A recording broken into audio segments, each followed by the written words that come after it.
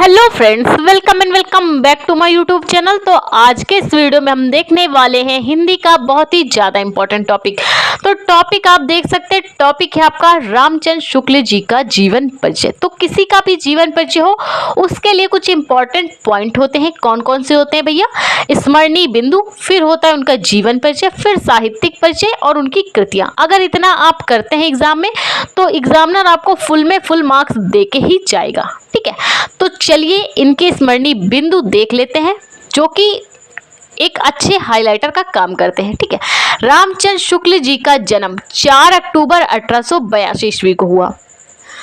मृत्यु इनकी 4 फरवरी 1941 ईस्वी को। इनका जो जन्म हुआ 4 अक्टूबर 1882 ईस्वी को और इनकी जो मृत्यु हुई 4 फरवरी 1941 ईस्वी को। जन्म स्थान इनका बस्ती जनपद के अगोना नामक ग्राम में रहा।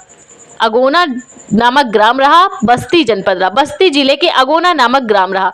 तो रामचंद्र शुक्ल जी का जो जन्म हुआ 4 अक्टूबर 1882, मृत्यु 4 फरवरी 1941, जन्म स्थान इनका बस्ती जनपद के अगोना नामक ग्राम में। पिता की बात करें तो चंद्रबली शुक्ल आपके पिताजी थे।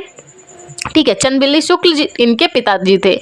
माता का नाम विभाषी देवी था, आपकी माताजी का नाम विभाषी देवी था। ठीक है, भाषा की बात करें तो इनकी भाषा ब्रज भाषा रही है जिसमें इन्होंने अपनी रचनाएं प्रस्तुत की हैं। पत्रिका की बात करें तो नागरिक प्रचारणी पत्रिका का इन्होंने कुशलता पूर्वक संपादन किया है। रामचंद्र शुक्ल जी ने नागरिक प्रचारणी पत्रिका का कुशलता पूर्वक संपादन किया। रचनाएं इनकी रश्मिमानसा, चिंतामणि, विचारवीति और भ्रमर गीत हैं और भी काफी सारी इनकी रचनाएं हैं। ठीक है, जन्म की बात करें एक बार फिर से देखिए, 4 अक्टूबर 1882 ईस्वी को रामचंद्र शुक्ल जी का जन्म हुआ। 4 फरवरी 1941 ईस्वी को इनकी मृत्यु हुई।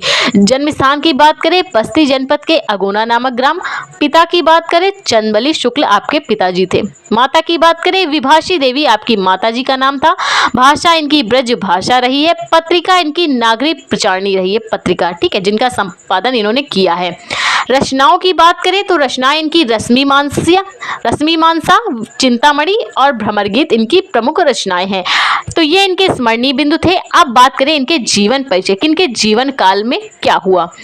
तो आचार्य रामचंद्र शुक्ल जी का जो जन्म हुआ सन 1884 ईस्वी को बस्ती जनपद के आचार्य रामचंद्र शुक्ल जी का जन्म सन 1884 ईस्वी को बस्ती जनपद के अगोना नामक ग्राम में हुआ। आचार्य रामचंद्र शुक्ल जी का जन्म सन 1884 ईस्वी को बस्ती जनपद के अगोना नामक ग्राम में हुआ।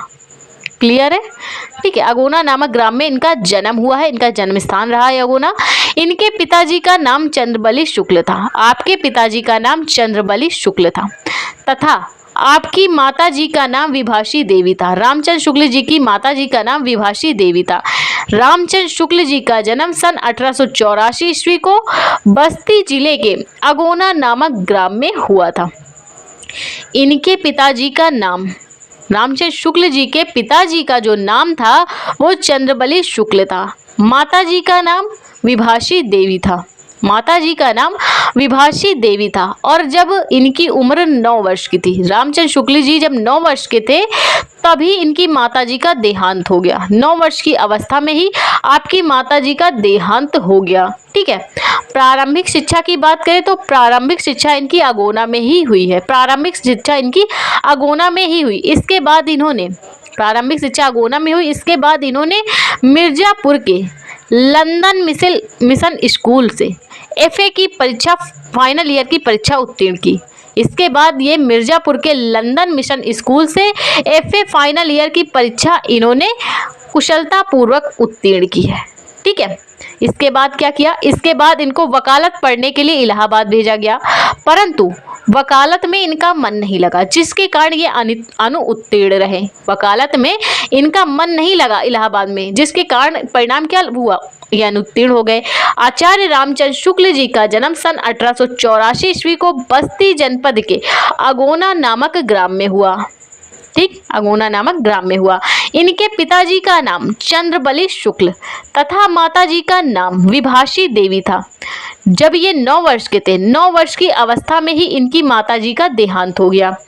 और जो इनकी प्रारंभिक शिक्षा की बात करें तो प्रारंभिक शिक्षा इनकी अगोना में ही हुई है।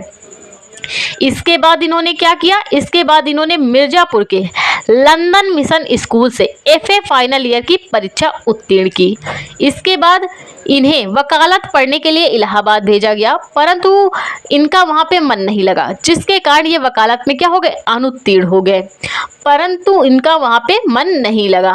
इसके बाद इन्होंने क्या किया जब वहां अनुत्तीर्ण हो गए, इसके बाद ये काशी नागरी प्रचारणी सभा में संपादन का कार्य करने लगे। इसके बाद ये काशी नागरी प्रचारणी सभा में संपादन का कार्य करने लगे तथा नागरी प्रचारणी पत्रिका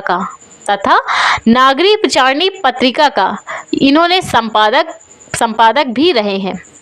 काशी नागरी प्रचारणी पत्रिका इन्होंने काशी नागरी प्रचारणी सभा में संपादन का कार्य किया है और नागरी प्रचारणी पत्रिका का इन्होंने संपादक खुद किया है। ठीक है, पहले काफी सारी पत्रिकाओं का काशी नागरी प्रचारणी सभा में संपादन करते थे। शुक्ल जी को काशी हिंदू विश्वविद्यालय में प्राध्यापक के पद पर भी कार्य किया है। शुक्ल जी ने काशी हिंदू विश्वविद्यालय में प्रधानाध्यापक के पद पर भी कार्य किया है और 2 फरवरी 1941 ईस्वी को मां भारत भारती का यह महान साधक 2 फरवरी 1941 ईस्वी को मां भारत भारती का यह महान साधक हृदय गति रुकने पर मृत्यु को प्राप्त हो गया है। ठीक है, 2 फरवरी 1941 ईस्वी को यह मां भारती का महान साधक हृदय की गति रुकने से, धड़कनों के रुकने से ये मृत्यु को प्राप्त हो गए हैं। ठीक है, तो ये बात हुई इनके जीवन परिचय के बारे में। अब देखते हैं इनका साहित्यिक परिचय की क्या योगदान रहा साहित्य में इनका। हिंदी साहित्य के आधारभूत शुक्ल जी, हिंदी साहित्य के आधारभूत रामचंद्र शुक्ल जी का हिंदी साहित्य में विशेष महत्व रहा है। हिंदी साहित्य में इन्होंने अपनी रचनाओं के माध्यम से काफी कुछ सुधार किया है, जो कि चिंतामणि नामक निबंध में और हिंदी साहित्य के इतिहास में देखने को मिलता है। आपका जो हिंदी साहित्य में योगदान रहा, आपके निबंध चिंतामणि और हिंदी साहित्य के इतिहास में देखने को मिलता है। हिंदी साहित्य का इनका इतिहास इनका ऐतिहासिक ग्रंथ रहा है। इसके अलावा भी इन्होंने रचनाएं की है। वो कौन कौन सी? सूर, तुलसी, जायसी, रश्मि मानसा आदि शुक्ल जी के आलोचनात्मक ग्रंथ रहे हैं। सूर, तुलसी, जायसी, रश्मि मानसा आदि शुक्ल जी के आलोचनात्मक ग्रंथ रहे हैं। ठीक है, तो ये इनकी साहित्यिक परिचय के बारे में बात हुई। अब बात करें कृतियों के बारे में। चिंतामणि, विचार विधि, भ्रमर गीत, रश्मि मानसा, हिंदी साहित्य का इतिहास, कुछ इंपॉर्टेंट रचनाएं हैं।